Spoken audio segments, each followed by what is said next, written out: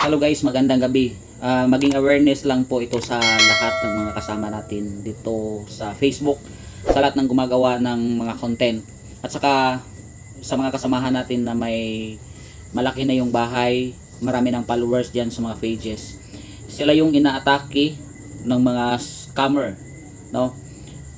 Ngayon lang po gabi may nag-message sa akin dyan sa Facebook o dyan sa page ko. Ito po yung sabi niya: "We are looking to sponsor our website and your Facebook page successfully qualifies for our program, so we are offering you 1,750 weekly for posting just 7 articles weekly on your page.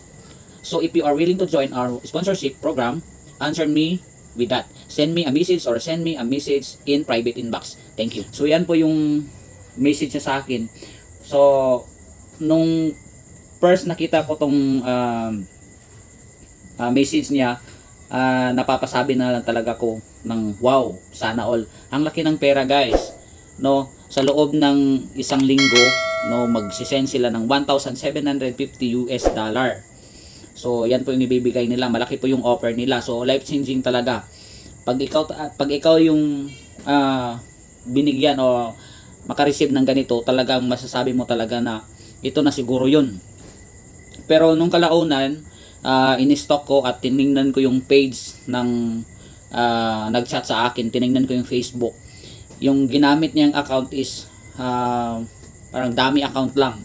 So may red flag na talaga sa akin yun, kasi sabi ko hindi to totoong account. So alam naman natin kung totoo or talagang dummy account lang yung ginagamit ng mga ganyan. So ayun guys, kalaunan hiningi sa akin yung ano bang gusto ko na payment, PayPal ba or Union Bank. Sabi ko mas prefer ako sa PayPal kasi may PayPal na ako and verified na rin. Saka maganda, sabi niya maganda yun kasi mas accessible talaga yung PayPal. Tapos sabi niya sa akin, send mo yung number mo, send mo sa akin yung Gmail, no, o yung email address ng PayPal. So yung sinend ko naman, and tapos sabi niya sa akin, ibigay mo sa akin yung email mo, and then ayun, i-connect niya, tapos may process yun step by step. So ayun, sinundan ko yung step by step. Mayroon talaga akong pagdududa. So ayun, hinayaan ko lang. Sabi ko naman siguro totoo ito, siguro binigyan ko ng benefit of the doubt. Ayun. So pagkatapos andun na sa point na accept invitation.